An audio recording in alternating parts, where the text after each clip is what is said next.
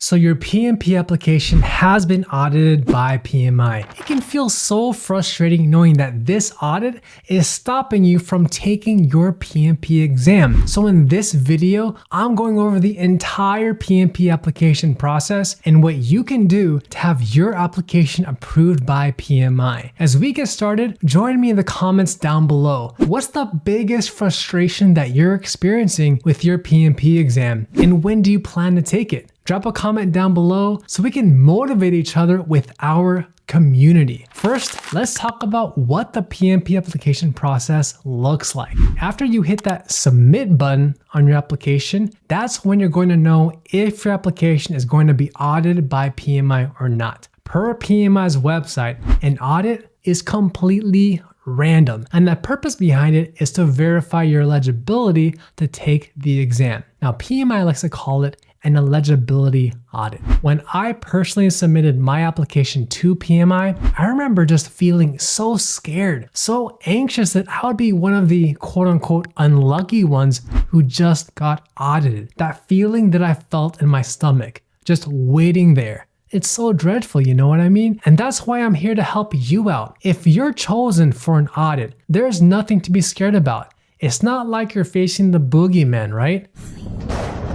Now, for me, my worst fear is heights. Waiting for your PMP application to get approved is not as scary as having to cross the Capilano Suspension Bridge in Canada. You see, I'm terrified of heights.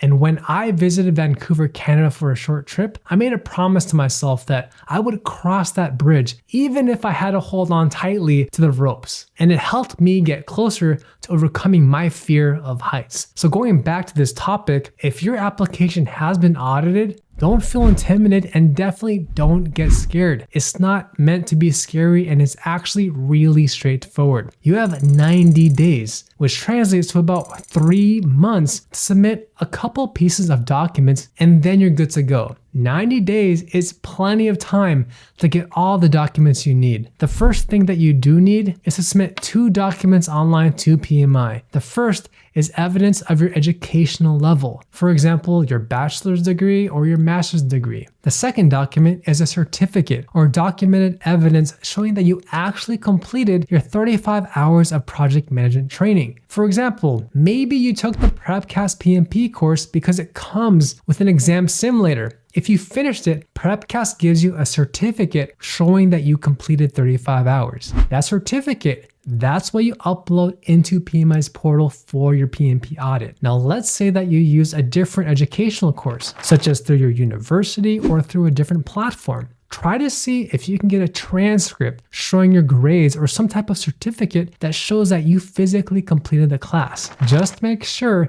that it actually meets those 35 hours of training in project management, okay? If you don't have 35 hours of training, that is one big reason that your application will absolutely fail the audit. Now, the third thing that PMI will do is ask for online signatures through DocuSign from people to vouch for your experience. Let me rephrase it for you so it's clearer. Someone will have to electronically sign off each of your project experiences. That could be your manager, your supervisor, or even your project sponsor. Since this is one of the most important aspects of the audit, I always recommend everyone to share in advance their application with their manager or supervisor who they plan to use as a reference in case they get audited. That way, you can avoid any last-minute conversations during an audit. If let's say that your previous manager left the company, that's perfectly fine. Just make sure that you have their updated business email for PMI to use.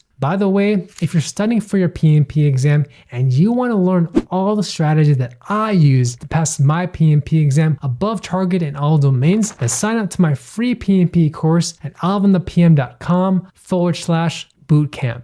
All right, so here's my advice to you. When you're writing your application, just be honest with yourself. Be ethical and don't lie about any of your experiences. Don't say that your job title was a project manager.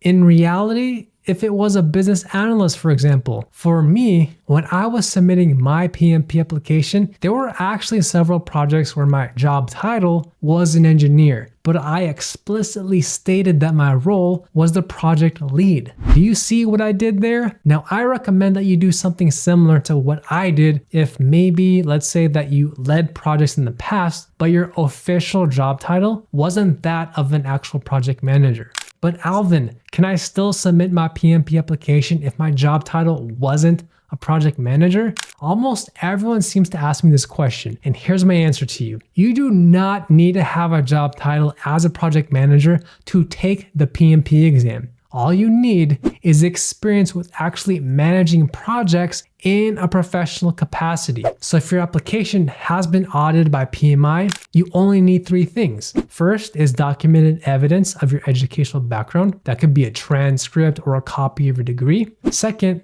is online signatures from your points of contact who are vouching for your experience. And third is a certificate or some type of objective proof that you completed 35 hours of training in project management. After PMI receives all of these documents, they're going to review it. And if your documents look good, then they'll start reviewing your actual application. By the way, if you're getting value out of this video, don't forget to smash that like button because it inspires me to keep creating high quality content just like this. Now let's talk about the reasons why your application could be rejected by PMI. When your application is being reviewed, it's actually being reviewed by a real person. As long as you meet PMI's requirements in your project descriptions, then your PMP application should pass and it should get approved. But let's say that your application was rejected. PMI is going to send you an email telling you all the updates that they want you to make in your project description. The biggest reasons that people have their application rejected or denied by PMI are the following. First is you're not describing correct information about your actual experience. Did you actually manage and lead a project? Be real and honest with yourself here. Or did you describe that you were just an individual contributor for your project? If all you did was contribute a little portion to your overall project, then you should not state on your application that you were the project manager. If you do not actually manage or lead the project, this could be seen as a red flag to PMI and they might reject your application. So pro tip from me, before you submit your application, make sure that you list projects where you are either the project lead and you are responsible for coordinating the team and managing the project from beginning to the end. Now, a second reason that your application might get rejected by PMI is if your role does not match your actual job and employer history. And this can happen if your supervisor does not sign off on your application, let's say if you're audited or if they give comments implying this exact scenario. So to avoid this, as I mentioned previously in this video, just be honest with yourself and with your application. Don't lie.